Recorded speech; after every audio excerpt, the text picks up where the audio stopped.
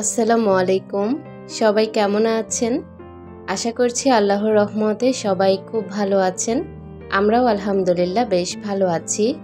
বরাবরের মতো আজও আরও একটি ডেইলি ব্লগ নিয়ে হাজির হয়েছি।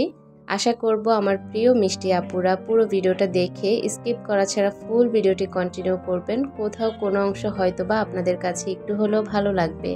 হাত মোছার যে তাওয়ালগুলো আছে আজকে এগুলোকে একটু ভিজিয়ে দিব। এ কারণে প্রথমে পানি গরম করে নিয়েছি। বেশি পরিমাণে সাবানের গুঁড়ো দিয়ে তারপর ফুটন্ত পানিতে 3টা তাওয়াল আমি ভিজিয়ে দিয়েছি। আর এত পরিমাণে নোংরা আর ময়লা হয়েছে কি বলবো, মানে তেল কাস্টে হয়ে গিয়েছে। আর আমি এগুলো সবসময় ব্যবহার করি কিচেনে। আর কিচেনে আমার একটা বদভ্যাস, আমি যখনই রান্না বান্নার জন্য ধোয়াপালা করি বা কাটা বাছা করে আমি সাথে সাথে হাতটা মুছে ফেলি। আর এই কারণে বেশি তেল কাস্টে হয়ে যায়। দেখতে পাচ্ছেন আমার যে পাতিলে পানিটা আছে ওটা কত পরিমাণে ময়লা বের হয়েছে, একদম কালো হয়ে গিয়েছে। আর এগুলো ধোয়ার পর একদম সাদা হয়ে গিয়েছে। আমি একটু পর আপনাদের সাথে শেয়ার করছি। ওই ভিডিওটা আগের দিন করা ছিল, তার পরের দিন সকাল থেকে আবারও ভিডিওটা শুরু করেছি। আজকে এখানে অনেকগুলো কাপড় ভিজাবো। কাজের আপা আজকে কাপড় ধুবে। তারপর আমার কিচেনে অনেকগুলো কাজ আছে, মানে যখন আমি বাড়তি কাজগুলো করাই তখন আপাকে বাড়তি কাজের টাকা দিয়ে দেই। আর রেগুলার যে কাজ করাই সেই কাজের টাকা তো মাস শেষেই দেয়া হয়।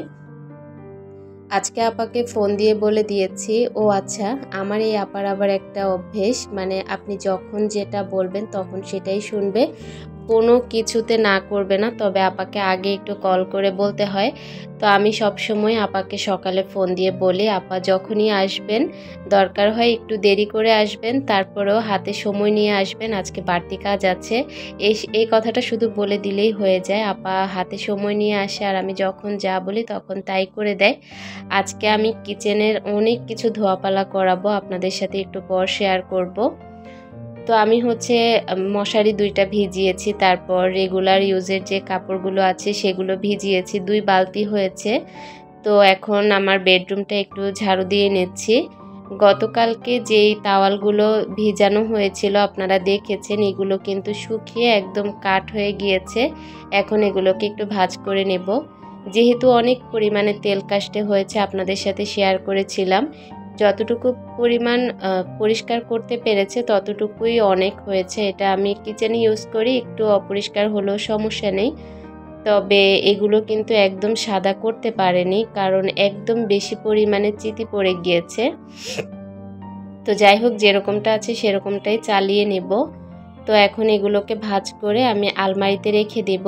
এগুলো আলমারিতে রাখার কারণ হচ্ছে, আমি যে বিছানা চাদর কাঁথা বালিশের কভার সব কিছু যেখানে রাখি সেখানেই আমি এগুলো রেখে দেই। আমার যত রান্নার সেট আছে সব এখানটাতেই রাখি।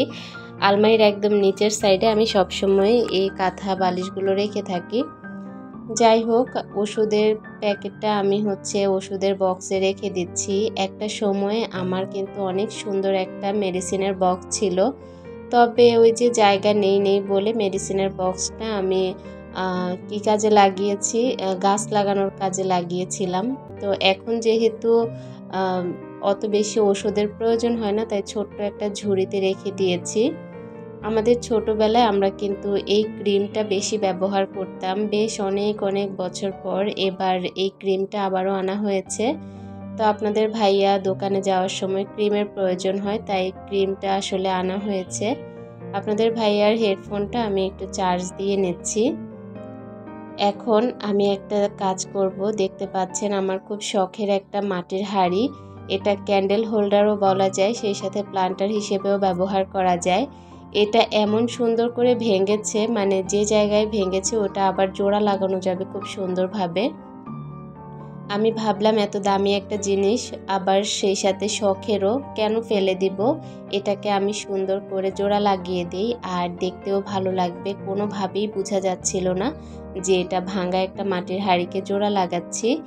এত সুন্দর করে ভেঙেছে, মানে এটা জোড়া লাগানোর পর একদমই বোঝা যাচ্ছে না যেটা ভেঙে গিয়েছে। দেখতে পেয়েছেন কতটা নিখুঁতভাবে লেগে গিয়েছে।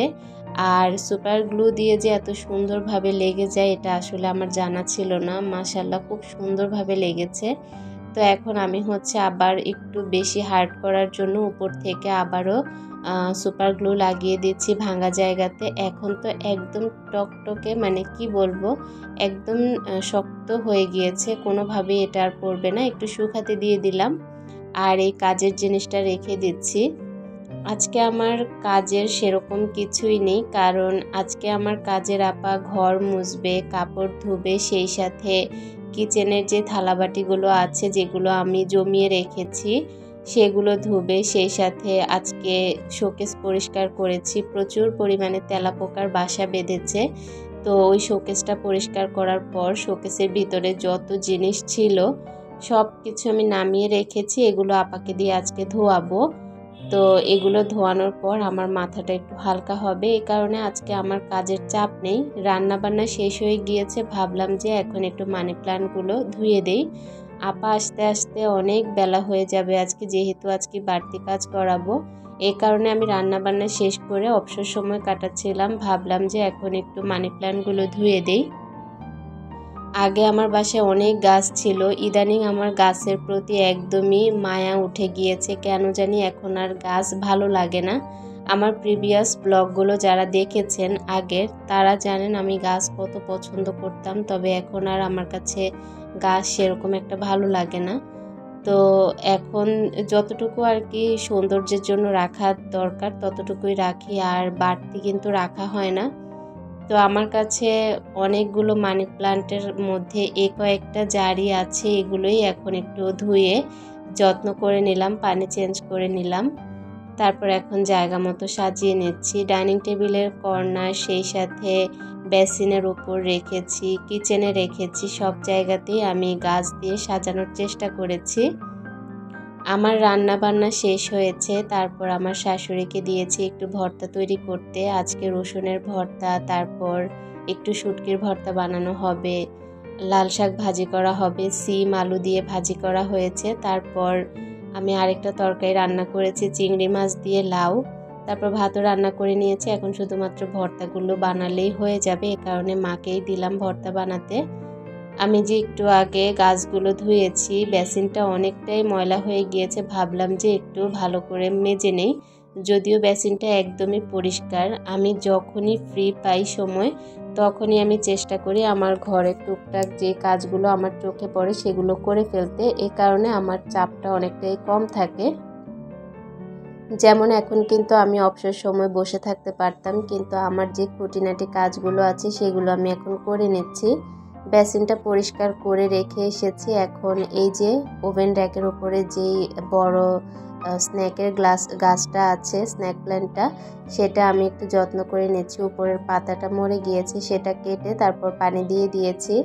এর মধ্যে কিন্তু লম্বা একটা সময় চলে গিয়েছে। কাজের আপা কিন্তু কাপড় ধুয়ে তারপর ছাদে চলে গিয়েছে কাপড়গুলো মেলতে। আর এদিক থেকে আমার যেহেতু 12টা 12:30টার মধ্যে আমি একটু খাবার খাই, তাই একটা কলা খেয়ে নিলাম। আর এখন হচ্ছে আপা ঘর মুছবে। ঘর মুছার আগে আপা হচ্ছে এই যে এগুলো ধোয়াপালা করছে। এগুলো কিন্তু অনেক পরিমাণে আজকে ধোয়াবো। আমার ডাইনিং টেবিলটা দেখতে পেয়েছিলেন কত বড়, পুরো ডাইনিং টেবিলটা ভরে গিয়েছে এগুলো ধুয়ে রাখার পর। আমি একটু পর আপনাদের সাথে শেয়ার করছি। এই তো যত বাটি ঘটি, যত কেকের বাটি আছে বা যে কোনো জার বলেন, সেই সাথে টিফিন কারি, তারপর হচ্ছে এই যে ছোট ছোট জালি ঢাকনাগুলো, তারপর মশলার জার, পুডিংয়ের বক্স, যা আছে সব ভালো করে ধুয়েছি। তারপর ওগুলো ধোয়ার পর আপাতত চলে গিয়েছে। আমি হচ্ছে আপনাদের ভাইয়াকে নিয়ে একটু ছাদে এসেছি। আমাদের ছাদের কাজ অলমোস্ট শেষ, আপনাদের সাথে আর সেরকমভাবে শেয়ার করা হয়নি, তবে ছাদের অবস্থা খুবই খুবই খুবই করুণ ছিল। আমি তারপর একদিন বিকেলে এসে অর্ধেক সাইড পুরোটাই পরিষ্কার করে নিয়েছি। ওই তো দেখা যাচ্ছে আপনাদের ভাইয়া যেখানে আছে ওই জায়গাটা আমি পরিষ্কার করে নিয়েছি। আর এখন এই সাইডটা, মানে এই জায়গাটা যে এত পরিমাণে নোংরা হয়ে আছে, প্রত্যেকটা গাছের পাতা সরিয়ে, তারপর মরা ডালপালা আগাছাগুলো সরিয়ে, তারপর আমি এক একটা গাছ ওই পাশে রেখে দিব। আর এই পাশের যে মাটিগুলো আছে সেগুলো আমি বড় বড় ড্রামে রেখে দিব, তারপর ছাদটা অনেকটাই হালকা হবে।